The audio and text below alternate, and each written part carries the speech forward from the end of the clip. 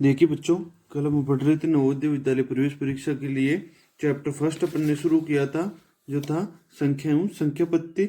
और उसका बेसिक अपन कर रहे थे। तो बेसिक में अपन ने कुछ पार्ट कर लिया था, जैसे कर लिया था भारतीय गणना प्रणाली कर ली थी, स्थानीय मान कर लिया, अभी तक जातीय मान कर लिया, पूर्ववर्ती और उत्तरवर्ती संख्याएं कर ली, और रोमन में थोड़ा सा अपन ने पढ़ लिया था। तो रोमन से अपन आज शुरू करते हैं।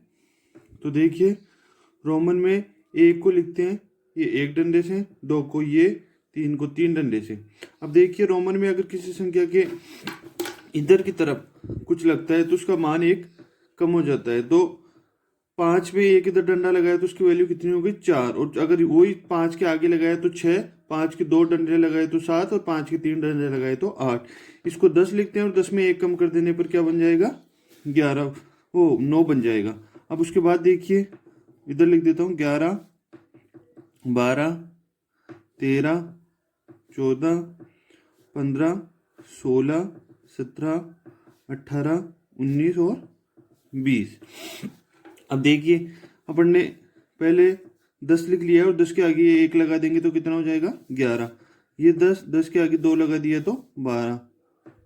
ये 10 के आगे 3 लगा दिया तो 13 हो गए। अब 10 के आगे ये वाला 4 लगा देंगे तो 14। 10 के आगे 5 लगा देंगे तो 10 और 5, जैसे अपन छोटे थे वो बोलते 10, 5, 15। ठीक है। ये 10 और 6, 10 और 7, 10 और 8, और ये 10, और 10 के ये क्या हो गया? 10 और 9, 19, और ये हो गया 20। तो देखिए, रोमन में अपन ने 20 तक की गिनती बनानी सीख ली है। उसी प्रकार जैसे अब और छोटी कई संख्याओं को जैसे 30 लिखना हो तो 30 होता है 10, 10 और 10, 10, 10, 10 कितने हो गए? 30 हो गए। अब देखिए, 50 को इसमें कैसे लिखते हैं? 50 को रिप्रेजेंट करा जाता है एल के द्वारा। किसके द्वारा? एल के द्वारा। 100 को दिखाया जाता है सी के द्वारा। तो मैंने बताया, इधर रखने पर किसी भी चीज की वैल्यू कम हो जाती है। तो 40 की वैल्यू क्या हो जाएगी? इधर 10 कम कर दिया तो ये किसकी वैल्यू हो गई? 40 की। और 500 को दिखाया जाता है, 100 को भी मैंने बता दिया सी के द्वारा, 500 को दिखाया जाता है डी के द्वारा, और 1000 को दिखाया जाता है एम के द्वारा। 1000 को किसके द्वारा दिखाया जाता है? एम के द्वारा। तो अपने तुम्हारे नवोदय के लेवल तक अभी तक यही काफी है, और ये लगभग इससे तुम जितनी अपने काम आएगी उतनी संख्याओं को बना सकते हो। अपन ने पूर्ववर्ती और उत्तरवर्ती संख्याएं अभी तक पढ़ ली है। अब अगला चलते हैं संख्याएं और संख्याओं के अन्य प्रकार। संख्याएं, तो संख्याएं बेसिकली अपन सब जानते हैं, गणित का मूल आधार क्या है? संख्याएं हैं। दार्शनिक प्रणाली में किसी संख्या को लिखने के लिए 10 अंकों का प्रयोग किया जाता है। तो संख्याओं का विवरण। अब देखिए, संख्याओं के प्रकार क्या क्या है। पहली है प्राकृतिक संख्याएं।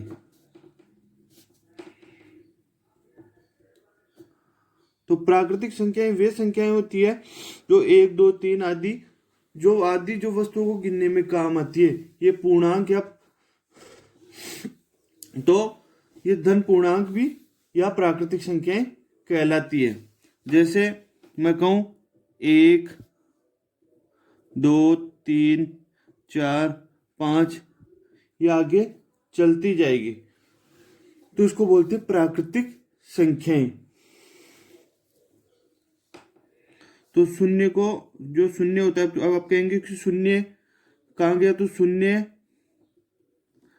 प्राकृतिक संख्या या प्राकृतिक संख्याओं का अन्य नाम क्या कहा? धन पूर्णांक नहीं है। ठीक है। तो ये कहाँ जाएगा? ये प्राकृतिक संख्याएं नेचुरल नंबर्स में न जाकर ये पूर्ण संख्याओं में जाएगा। तो पूर्ण का मतलब जैसे होता है सब कुछ, उसी प्रकार इसमें कौन सी संख्याएं भी आ गई? जीरो वाली संख्या को भी शामिल कर लिया जाता है। तो जीरो को शामिल करके फिर आगे की बढ़ते जाएं तो इसको कहते हैं पूर्ण संख्याएं। क्या कहते हैं? पूर्ण संख्याएं। अब अपन ने अब तक पूर्ण संख्याएं पढ़ ली। अब भाज्य संख्या क्या है? अगला है भाज्य संख्या।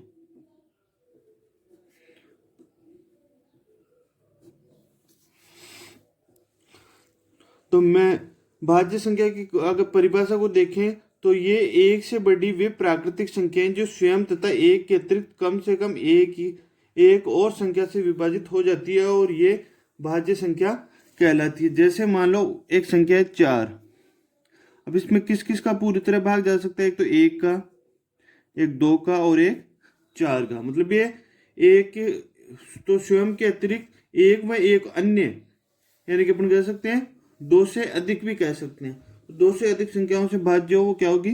जैसे वो भाज्य संख्या होगी। जैसे मैं कहूँ अब इसके अलावा 6, तो 6 क्या होगी? देखिए 1 का भी भाग चला जाएगा, 2 का भी चला जाएगा, 3 का भी और 6 का। तो देखिए ये स्वयं के अतिरिक्त भी 3 अन्य संख्याओं से विभाजित हो रही है, तो ये क्या है?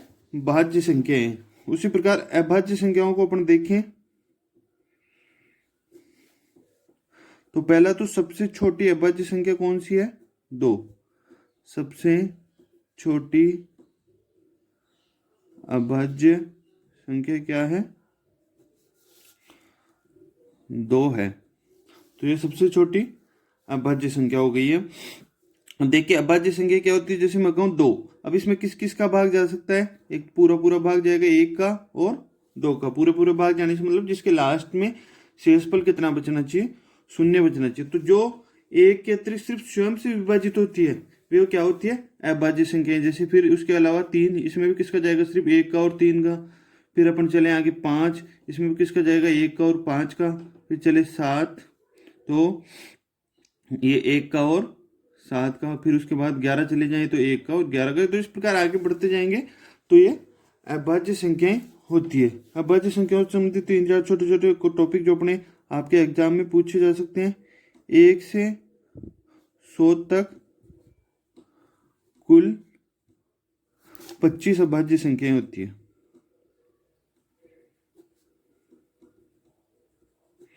एक से 100 तक कुल कितनी अभाज्य संख्याएं होती है? 25। फिर अगला है 1 से 50 तक 15 अभाज्य संख्याएं होती है। और उससे अगला है, अब देखिए 1 से 100 तक कितनी होगी? 25। 1 से 50 तक कितनी होगी? 15। तो बाकी 50 से 100 तक कितनी होगी? तक 10 अभाज्य संख्याएं होती है। ठीक, तो आज का बेसिक में अपन ने सिर्फ इतना ही पढ़ेंगे। अब कल से थोड़ा सा बेसिक करके अपना क्वेश्चन चालू हो जाएंगे।